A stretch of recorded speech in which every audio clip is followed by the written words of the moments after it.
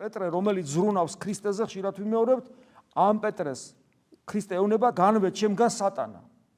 პეტრე, რომელიც ზრუნავს ადამიანური სიყვარულით, როცა ეს ადამიანური სიყვარული ღვთისნების საწინააღმდეგო იყო, ის ეშმაკის საყვირად იქცა, განვე ჩემგან სატანა ეუბნება, იმიტომ რომ რატომ და იქვე უხსნის, იმიტომ რომ შენი გადაწყვეტილება, რასაც შენ ფიქრობ, არის ადამიანური და არა ღვთაებრივი. წესთა ამას სოფლისათა და არა ქრისტეს მიერ პავლე მოციქული გვეუბნება.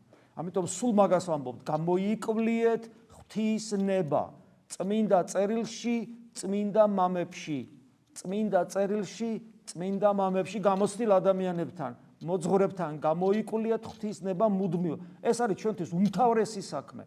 რატომ? იმიტომ რომ დღეში წარმოგიდგენიათ, რამდენი აზრი მოდის ჩვენ თავში და რამდენი გულის სიტყვა, რომლებსაც ჩვენ ვუჯერებთ. და როგორ ფიქრობთ? რასაც ჩვენ ვუჯერებთ შიგნით, ყველა ღვთისნებასთან თანხვედრაშია? და რა ვიცით რომ ესია?